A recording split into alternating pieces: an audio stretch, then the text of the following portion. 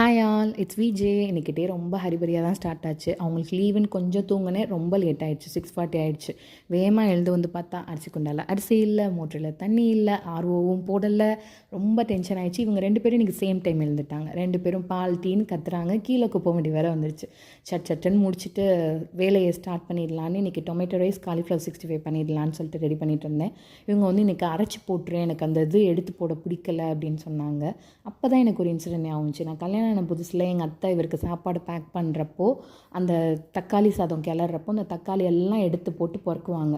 ஏன் இப்படி பண்ணுறீங்கன்னு கேட்டால், இல்லை அவனுக்கு இது எடுத்து போடணும், வயிற்றில் எதுவும் சிக்கிச்சுன்னா என்ன பண்ணுவான் பாவோன்னு சொல்லுவாங்க. நான் என்னடா அது குழந்தைக்கு கொடுக்குற மாதிரி கொடுக்குறாங்க, அது அவரே எடுத்து போடலாமே அப்படின்னு சொல்லிட்டு நான் போக போக நான் சேஞ்ச் பண்ணிட்டேன். அவர் நீங்களே எடுத்து போட்டு சாப்பிடுங்கன்னு இன்றைக்கி கொஞ்சம் ரெக்வஸ்ட்டாக கேட்டனால ஓகே சொன்னேன்.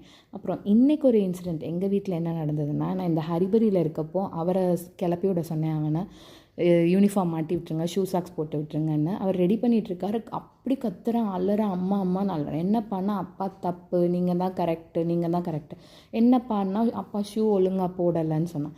ஷூவை பார்த்தா கரெக்டாக இருக்குது, ஆனால் அழுகையே நிறுத்தாமல் அப்பா தப்பு, நீங்கள் தான் கரெக்டுன்னு சொல்லிகிட்டே இருந்தேன். அப்புறம் நான் கரெக்டாக இருந்த ஷூவை ஆமாப்பா அப்பா தப்பாக தான் போட்டிருக்காருன்னு சொல்லி கலட்டி விட்டு நான் மாட்டவும் தான் சிரிக்கிறான். அப்போ எனக்குள்ள ஒரு இது, ஏன் இப்படி பண்ணுறான், எதனால நம்ம செஞ்சால் தான் அதை கரெக்டுன்னு சொல்கிறானே, இது தப்பா சரியா, எந்த இடத்துல நம்ம தப்பு பண்ணுறோன்னு எனக்கு ரொம்ப தாட்டாக இருந்தது. என்ன தப்பு பண்ணுறோம், எதனால் அவன் இப்படி சொல்கிறான் அப்படின்னு எனக்கு இதுக்கு என்ன சொல்யூஷன் கொண்டு வரணுன்னே தெரியல. இனிமேல் அவனையா போட அவனை பழக்கணும்னு நினைக்கிறேன். அதுதான் ஒரே வழியாக இருக்கும்னு நினைக்கிறேன். ஏன்னா இப்போலேருந்தே பழக்கினா தான் நீ வளர்ந்து வரையிலையும் சரிப்பட்டு வரும். இந்த மாதிரி இன்சிடெண்ட் உங்கள் வீட்டில் என்ன நடந்திருக்குன்றதையும் கமெண்ட்டில் சொல்லுங்கள். அண்ட் உங்கள் மாமியார் என் பிள்ளை இப்படி தான் இந்த ஃபுட்டை சாப்பிடுவான்னு எந்த ஃபுட்டை சொல்லியிருக்காங்கன்றதையும் கமெண்ட்டில் சொல்லுங்கள். Have a nice day. Tata, bye bye.